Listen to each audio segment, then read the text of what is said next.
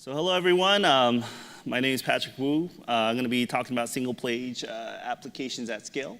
So going to turn up that flux capacitor, and yeah, with 1.21 gigawatts, we should get started. But a little bit about me. I'm a software development manager at AWS. We're building something super secret, confidential stuff for a project called Beehive. And I love basketball, and I love movies from the 80s. And also, we are a sponsor, so super excited to be really helping to contribute to this community. Super excited about all the speakers here, and yeah. But what do I mean by SPA at scale? Like, what do I mean by single-page applications at scale? Well, our project is about 200,000 lines of code, and this is not uglified, compressed version, but this is like pre-transpiled versions of our actual application with over 50 front-end engineers working on the project across Seattle, San Francisco, Cupertino, and Vancouver. So we have a very distributed team. We're all very, very, very excited about our launch, but we had a few bumps along the way. So let's go back in time, and I want to talk to you about our top 5 lessons learned so far. Lesson 1 was first getting to know our customers. So a lot of the times as engineers, we're working and we're like, oh, this works. And it works on my machine, it works on Chrome, I'm good, right? But actually, our customers are also on Edge, Firefox, Safari, and I just found out maybe some of them are on Beaker today. So cross-browser compatibility is an actual thing. And you might say, well, Patrick, these are evergreen browsers. They're all compliant, right? They all should work, right? Well, actually, we faced this problem recently. We're trying to get our performance metrics working, and on Firefox version 60 to 62, observer.observer was throwing an error, right? And we had to solve that, so we had to actually fix that and address that for that issue. But they addressed it in version 63, but 60 is actually long-term support. And you're saying, well, that's not, they solved it in version 63, right? So that should do the job. But actually, on some corporate environments, not everyone has the latest version of that particular browser. So we have to really think about those users as well as we're building something at scale. The other thing is operating system issues. So Mac, PC, we use libraries and frameworks like React, Vue, Ember, I forgot to include that, dang it, Angular, Babel plugins to help address cross-browser compatibility issues, but don't think that things will just work. And this is the thing that we really learned. A prime example was we didn't know scroll bars display on PCs. We're all on Macs. And so we had to manually enable having it display by default on Mac, which was, you're saying, well, that's not a big issue, right? But actually, if we use a virtualized scroll, this kind of happens. That 1 pixel deviation was actually causing performance issues where the virtualized list was just kept on moving up and down, and all of the people on the business side who had PCs were complaining about our app not functioning. So yeah, we had to really consider that, operating systems. The other thing was testing for great experiences also includes slow connections, right? So what's awesome with the Chrome DevTools, I don't know if many of you are familiar with this, but this was really revealing for us was people are on slower connections that are not Wi-Fi and high speed. So we really had to test to see if our actual application functions on slower connections, on a 3G connection, et cetera. The other thing was to even think about the actual machines. So we have, as engineers, high-powered MacBook Pros, and that's awesome, but some people are also on slower machines. So really thinking about throttling our CPU to really kind of simulate those environments. So there's also some great tools that we really learned about to test connectivity, and some of those tools are an open source project called Web Page Tests that we run internally to really test out our application. So to simulate like a cable connection or a 3G connection, et cetera. And then another really cool tool that we really learned was Lighthouse. So that was also allowing us to kind of see simulated experience as well. And it has a really great accessibility score, which is really awesome as well. The second lesson that we learned was about documentation, documenting our code. So one of the reasons we learned that was as we got new engineers, again, 50 engineers, and we keep growing, and we had to keep shoulder tapping people, like, what does this component do? And documentation is absolutely pivotal to the project, but it's really hard. It's hard to maintain, it's hard to understand, and it's difficult to scale. Like, you would change a particular function, and you wouldn't go back to your the documentation to actually update it. And that happened way too frequently. So we thought, how can we solve this problem? One of the things we introduced was, and I know some people might not like this, but we actually ended up using TypeScript. And TypeScript was actually helped us with having documentation in code, because it allows for self-documenting code by providing great IDE support, like the autocomplete on that, where for our props were pretty amazing. Type checking, misspelling a component name would help us surface those things a lot quicker. Required props provide a nice error message, and then helps us easily refactor by renaming our components. So it's not like a search and replace, but it will actually help us rename our components for the ones that we're actually working on.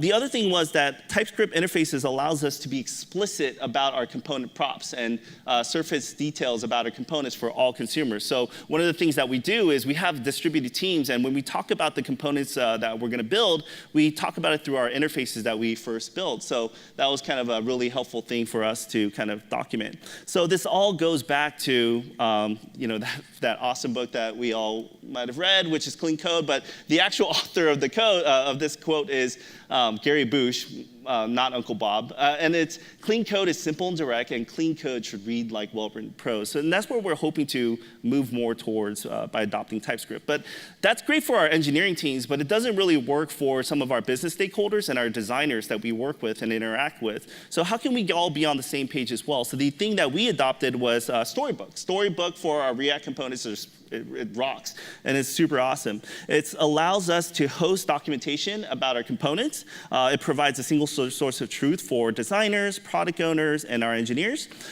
So one of the problems why this was really pivotal for us was we would get a spec, and it's continuously iterating. And I would talk to the designer and said, "Hey, Bob, like, what's the file? Is this the actual file?" And they're like, "Yeah, that's the actual final file." I'm like, "Are you sure this is the actual final file? All right, let me reach out to Sandra." And Sandra's like, "No, this is the ultimate final file for sure." And there's no, I don't know why they don't have code versioning. Maybe they do, but they don't have a Git for designers. So it was really hard to find the source of truth. So that was really challenging, at least for us. So what we ended up doing is Storybook was allowed for a great workflow with our design systems and our single source of truth. So what we have is we incorporated Airbnb's React Sketch app, and we could generate sketch symbols from our actual React components to share with the design teams. So engineer would build a React component, generate a sketch symbol, hand that off to the design team, and they continuously iterate upon that, hand that off to us, and then we continuously increment upon that and actually deploy that to production.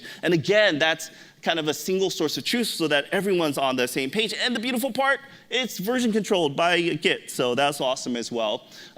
Lesson 3 is tests. I know this might be obvious, but it's actually one of the most foundational pieces for us. Like, testing might seem obvious, easy, but I emphasize this as a lesson learned because it helped us gain confidence in our code. A lot of times we would deploy to prod, and we didn't really have too much confidence because we thought it worked on our machine, again, like the cross-browser compatibility issues, but we had introduced a lot of regressions. It also reduced the time to first commit for our new hires. So we would get new hires, and they would, because the code was fairly well tested, it was actually easier for them to onboard. And within the first 1 to 2 days, they were actually able to commit. And we have a foundational base as well. Also, it reduces having to ping different engineers to try to find out what's going on. And the testing framework that we ended up using was Jest. Jest is actually really great for what we do. It enables us to write unit tests with Jest with Enzyme. It also allows us to write integration tests, and it also allows us to have component snapshot tests to kind of give visibility into whether that particular component has changed. So this is from testingjavascript.com, which is an amazing resource, but it basically kind of goes over the different pieces. So with static tests, to catch typos and errors, we would actually use TypeScript for that. Unit, we're using Jest. Integration, we're using Jest again. And end-to-end, we're playing and experimenting with possibly using Jest with Puppeteer, but again, Puppeteer only is supported on Chrome, so that's kind of one of the issues that we're kind of looking into.